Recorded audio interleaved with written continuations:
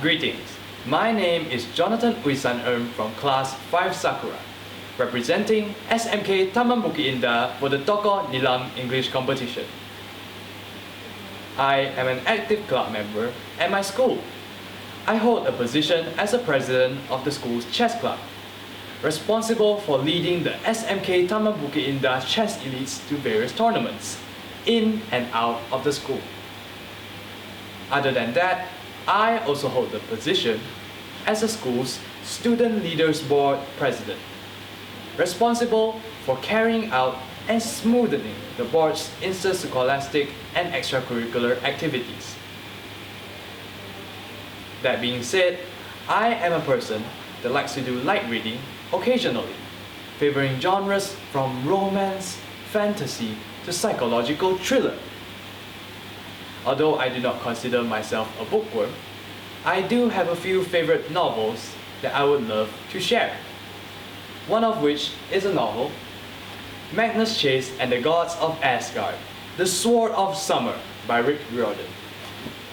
Yes, the Rick Riordan that wrote the well-known series Percy Jackson and the Olympians.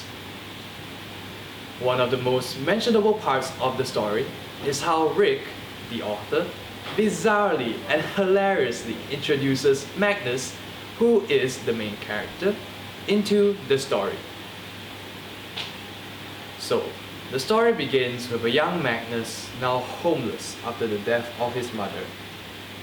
However, on one fateful day, Magnus discovers that someone has been trying to track him down, who was none other than his uncle Randolph, a dangerous man that his mother had always warned him about. When Magnus tries to outmaneuver his uncle, he instead falls right into his clutches. Upon meeting Magnus, Randolph starts rambling about certain parts of Norse history and supposedly Magnus's birthright, a legendary weapon that has been lost for thousands of years, the Sword of Summer. Heroically, yet unfortunately, Magnus dies retrieving the Sword of Summer at the hands of the ferocious fire giant, Surtur, who had attacked the city, also in search of the very same sword. But the story does not end here. As soon later, Magnus discovers that he was reincarnated as an immortal warrior of Asgard. Getting used to his new life pretty quickly, Magnus creates new bonds of friendships with fellow immortals. At the end of the story, Magnus eventually finds his own place and identity in this new environment of his. Plus, he found out that his father was actually a Norse god, the god of spring and summer, Frey, which explains quite some of Magnus's weird bodily traits, particularly his peculiar tolerance to extreme temperatures. Conclusively, this story has taught me to stay determined to attain my own objectives and goals in life.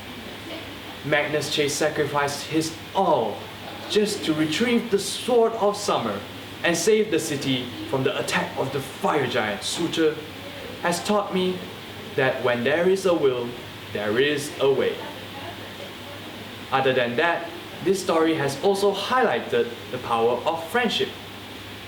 The story has enlightened me to surround myself with many more good friends, be grateful for the ones that I have now and those that are to come. As the famous Irish proverbs once go, a good friend is like a four-leaf clover, hard to find and lucky to have. Last but not least, this story has taught me to hope for a better tomorrow. No matter how bleak my circumstances may seem, a famous book that I absolutely adore, Great Expectations by Charles Dickens, has also mentioned the same thing. That goes something like this.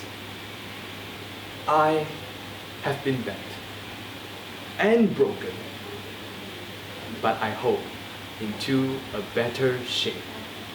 That is all I have to share. Thank you.